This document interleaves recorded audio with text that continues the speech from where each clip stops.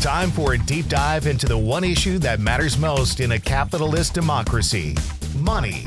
This is Maggie and the Millionaires Talking Money, a joint production of The Maggie Dawn Show and The Patriotic Millionaires. I have a very knowledgeable expert. Her name is Michele Evermore. She's a senior fellow at the Century Foundation and a former Biden Department of Labor official. Welcome to the Maggie Dawn Show, Michele. So happy to have you here to help put all of this in context for everyone. I'm so excited to be here. Thanks for having me. So the anticipated jobs numbers, in other words, and the jobs numbers that we're talking about, let's define what we're actually talking about here, are the monthly job creation numbers. These are generated by the Bureau of Labor Statistics, which is a part of the federal government, the executive branch, nonpartisan. They give us really good data. So important. These are nerds. God bless them. As a fellow nerd, I like to say that. And the expectation, the prediction was that the newly added jobs numbers would be somewhere north of 100,000. They came in at 12,000, and hence the panic has ensued. Michele, help put this in context for everybody. I mean, I'm relatively surprised that despite two major hurricanes and some large labor disputes, the economy still added 12,000 jobs, maintaining the unemployment rate at 4.1%. If you remember, back in July, it was 4.3%. It was 4.2% in August. Overall, this is, to me, boring and stable and the kind of thing that I like to see as an unemployment insurance expert. Yeah, the fact and the reason that the jobs numbers, again, are lower are the things that you just mentioned. We had a massive supply chain and labor disruption, talking about the striking longshoremen on the East Coast. And we had, of course, these two massive hurricanes. All of that disrupts and people stop hiring because, you know, they're putting sandbags down and trying to dry out their businesses. Are those the primary causes for this lower than expected jobs report? That's exactly right. And I would point out that the Boeing strike, which accounts for a huge part of the equation here, is very likely to be over on Monday, as they've got a contract that they're voting on Monday. So, that alone will help solve the problem a little bit. One thing I point out is that Daniel Zhao, a senior economist at Glassdoor, pointed out that the sum rule, which has been triggered on for many months, actually triggered off this month. For those of you not as obsessed with Claudia Sahm as I am, the sum rule is a recession indicator that cues the start of a recession when the 3-month moving average of the national unemployment rate rises by half a percentage point or more relative to its average in the previous 12 months, or relative to its low in the previous 12 months. It's a relative comparison, right? To sort of D-Tech speak this, the SOM rule points to basically a 3-month rolling average comparison of unemployment to the prior rolling 3 months. So it's a constantly evolving relative comparison. And when you see big fluctuations, especially downward fluctuations or upward fluctuations, it can be an indicator of whether or not you might be entering or there's a possibility of a recession. We're finally basically in the green zone. Am I getting that correct, Michele? Yeah, I think, this is as soft a landing as we could have imagined. We've had so many consecutive months of economic growth, more than any period in the last 25 years. I don't think a slightly weak jobs report today is really anything anybody should panic about. I mean, if you look at the Dow, it's up. Last I looked, it was up 500 points. And so it looks like investors aren't panicking. Well, and part of that is because, and we've talked about this on the show before, the Fed is basically trying to balance unemployment and robust employment with interest rate policy. And if you have a, quote, too hot economy, meaning like the economy is booming, there's huge numbers of jobs being added, which tends to indicate all all else being equal, that wages are increasing, there's more money to be spent, they get a little nervous about inflation. So in fact, if you're concerned about inflation, these lower than expected job numbers are actually good news, because it makes it more likely than not, all else being equal, that the Fed is likely to lower interest rates again, perhaps a larger tick down than would have otherwise occurred absent all of these other, frankly, shocks that we had in this last month. Am I getting that part right, Michele? Yeah, that's exactly right. So the Fed decreased the rate by 50 basis points last month. Folks were expecting the Fed to decrease it by maybe 25 basis points the next couple months.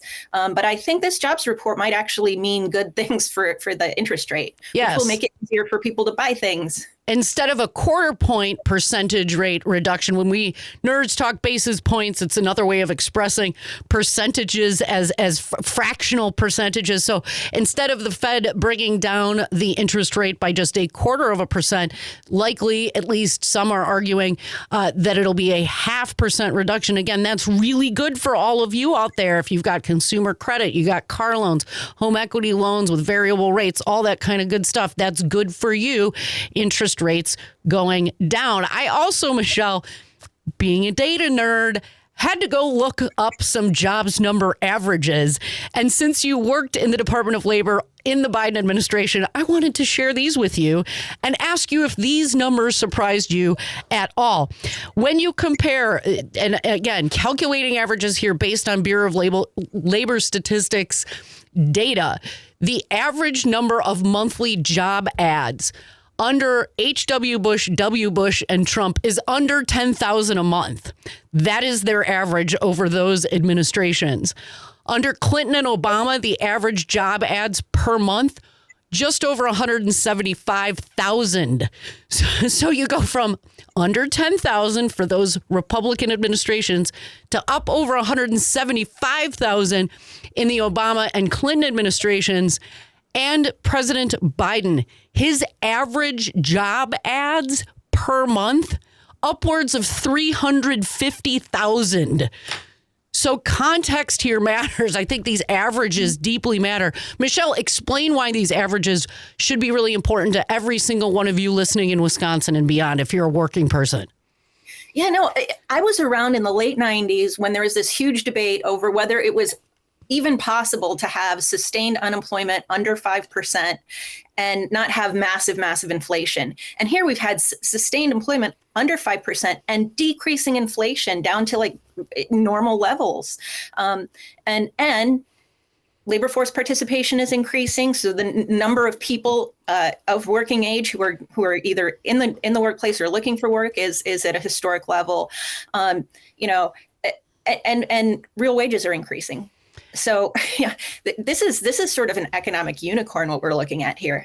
Yeah, I, too, having come up in that early 90s period of economics, remember this debate going on. Could we actually, again, the low sustained unemployment and a low interest rate environment, can it even be done? We're doing it here with rising wages, which, again, usually has upward inflationary pressure and a lot of economic growth, GDP growth, as well as productivity growth. It is a very strong economy. To put it in political context, whether you are a worker and you receive a paycheck, or you are a business owner or shareholder, these are all good indicators for you. We're doing well. Now, we need to do far better for working people in this country, whether it be wage policy, how we deal with organized labor, of course, or tax policy. But again, I think the bigger context here is really important. We've also heard a lot of hubbub about jobs number revisions. Can you explain what this is and why that occurs? Yeah, so the jobs report we saw today is based on two surveys, one of employers and one of employees. And actually, the employer response this month was very low in the 40s, 47%, 47.4%. And so what's going to happen is later on, they will take a look at more holistic numbers based on unemployment insurance filings from employers and get a much better picture that's just more complete. And I'm going to warn you right now, because the employers didn't respond to the survey, I expect we'll see a decent revision from this month. And because I think the employers that didn't respond are employers who have been affected by the hurricane. Yeah. Yeah. And so despite all of the hysteria that's happening, especially, on one spectrum end of the media talkosphere, Michele, do Wisconsinites, regular working people out there, each and every one of you, should people be worried about a slowing economy, or do we still see, and again, these are all discrete data points, the economy we have to look at basically at a macro level, but are people looking at a strengthening economy or a slowing economy? So here's what the larger macroeconomic situation is. Congress and this administration took a bet on very ambitious fiscal policy. We spent a lot of money building roads, building infrastructure, building a green economy that's going to actually have ripple effects in the economy for decades. And we made a bet that we have been a little bit shy about making in the past, right? During the Great Recession, we maybe didn't go as big and as fast. And this time we went big and we went fast, and we see what happened. You can spend your way out of an economic crisis, and that's exactly what we did. And I'm going to quote Jared Bernstein, the chair of the Economic Council on Economic Advisors. He tweeted this morning, "Upside or downside, we're always going on about not over-torquing on any 1 month's data. Well, that's especially true for October payrolls heavily impacted by strikes and weather events." Yep. Very, very to the point he is. I wanted to ask you lastly, we got just about a minute left, 2 minutes left. Wanted to ask you, we hear a lot of people talk about the amount of money the federal government spends on disaster relief. And certainly everyone intuitively understands and reads this as infrastructure spending to get communities back up and running. But in the long term, how does the federal government help get people back to work if jobs have been lost? How does the government help regular people recover from these disasters? And are we doing enough? Right. There's something called disaster unemployment assistance that not very many people know about. But people who wouldn't ordinarily be eligible for regular unemployment can apply for and receive this benefit, which is at least equal to regular unemployment. It might be higher if you're on the lower end of the income spectrum because there's a higher benefit minimum. Folks who can't get to their jobs because of the disaster, or lost their jobs because of the disaster, or even lost a job that they were offered because of the disaster, all can apply for and get that benefit, which is really important to the local economy. Thanks for listening to Maggie and the Millionaires Talking Money, a joint production of Civic Media and the Patriotic Millionaires. For more information, go to patrioticmillionaires.org and be sure to tell your friends. The Patriotic Millionaires buy advertising across a number of Civic Media stations.